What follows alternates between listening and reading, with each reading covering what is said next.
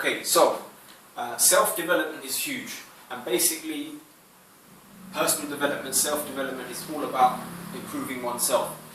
But there's a lot of tips and tricks out there, and that's exactly what they are. They're tips and tricks. They're there to save time and make you do things faster, but they don't actually look at the core things.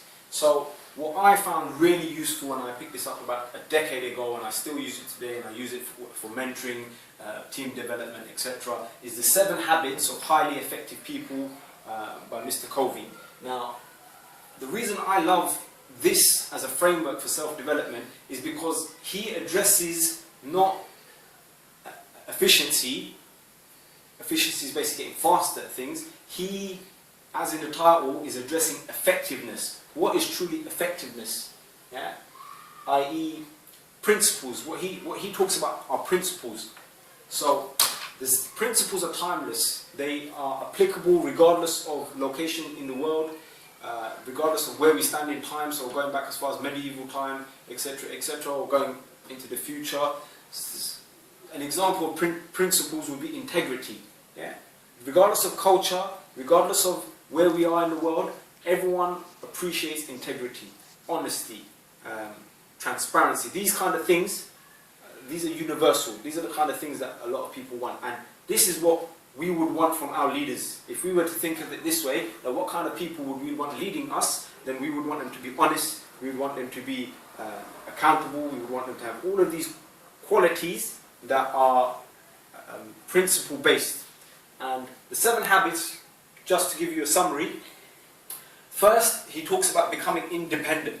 Yeah? So as people we must be independent. So the very first habit he talks about is being proactive. We have to take the lead, we have to initiate things. Example, kids come to school nowadays without a pen. Yeah? That's not being proactive, they haven't even got a pen with them. What were they planning to do? Yeah? They're not even taking the ownership of bringing their own materials to school. Another one, begin with the end in mind. So, a lot of the time and effort and energy is wasted on things that don't ultimately lead to our end goal. So Mr. Covey gives a good example of imagining one's own obituary, funeral service, etc. What legacy did we want to leave behind? Did I want people to say that this guy was amazing at work, he spent every waking hour at work? Is that what I really want? Or do I want my friends and family to say, you know what, he was decent, he was a good man, the projects he did, he looked through them. It puts things into perspective for you in the long run. Now, if we have it into perspective in the long run, then we'll be able to cut away all the unnecessary things.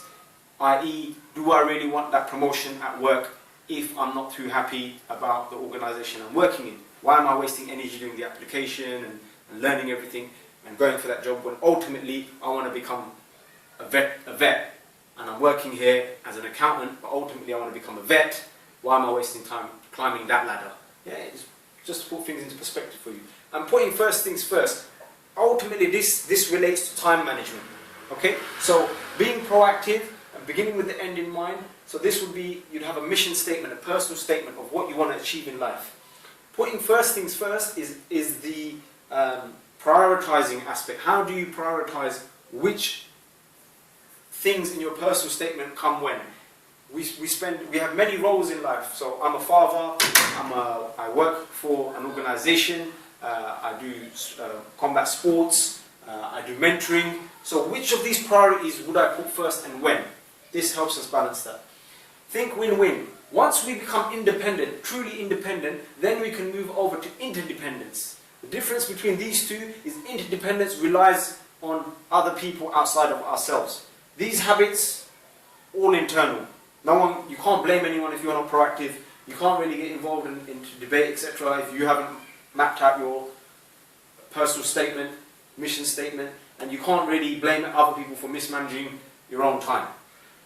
Interdependence is how do we work collaboratively. Think win-win. So, think win-win is how can myself and this person I'm interacting with, how can we both come away as winners? So if it's a business deal, how do we both profit?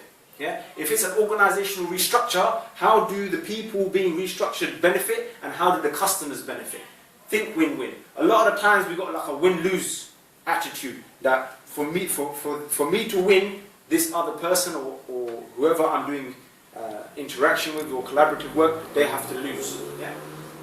So think win-win is huge, and I think it's desperately needed in this day and age. The other one, number 5, first understand, then be understood. We talk a lot, but we don't listen enough. This principle is key for interdependence. We have to understand the other person's viewpoint. Why? Why do they want it this way? Why are they upset about this? Why are they not willing to come to the table and negotiate? We truly have to understand. Not just listen and wait for that gap so we can fire off a reply, but truly try and see the world from their point of view. And synergy. Synergy, in a nutshell, if we are independent and then we're moving towards interdependence, synergy is when a group of people come together and whatever they produce is far greater than anything that they could have produced individually. Yeah? So, for example, a very simple example, a football team, if all 11 players work cohesively in synergy, then they don't need to be superstars. Yeah?